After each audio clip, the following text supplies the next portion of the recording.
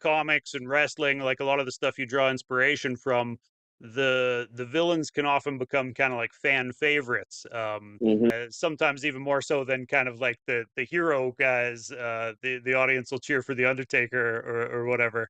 Uh, Absolutely. what is it that draws you towards kind of the villain persona, the villain energy? I just growing up, I think I could always relate to the villain for some reason. Like they're either it being a backstory or a feeling they're conveying or something like. I mean, for instance, Triple H. If we're talking wrestling, like he was so good at being a bad guy. It was like I just like you said, it's like people love the bad guys, right? Especially if you're good at it. But there was always psychology behind Triple H being a bad guy, right? And I always drew to that, right? I always drew to Venom, like you're saying, if you want to talk about comics, right? Is Yeah, Venom's another big one that he was supposed to be a villain, but everyone drew to Venom. You know what I mean? So they had to make him a hero, right? Or anti-hero, or whatever you want to call it, right? yeah. They had to give him Um, his own books anyway. Yeah, exactly. So growing up, I always felt a connection to the villains, right? And maybe because it's hard to explain, but I felt like I was always the villain in someone's story, the scapegoat for why someone did fucked up shit growing up. You know what I mean? So okay. I kind of just took it on. It was me taking it on, right? It was me like, okay, you're calling me this, but now I'm calling myself that.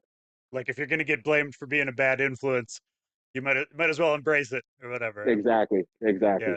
Right. So like in wrestling or like we said comic books, like oftentimes that's a they find support and get a lot of people buying the books and paying for tickets to go see their favorite villain at their wrestling events or whatever.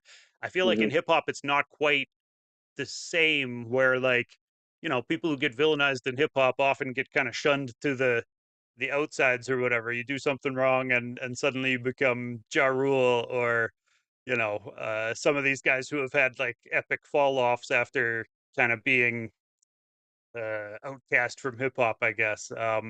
Yeah, but see, I don't necessarily view those guys as villains. I see it as something totally different. You know what I mean? I Okay. guess someone's perception could see Ja Rule as a villain, but I don't really see Ja Rule as a villain. You know what I mean? Like I Yeah, don't I know. hear you. 50 can be I seen hear as a and I hear villain too, you. right? Yeah, Absolutely, absolutely.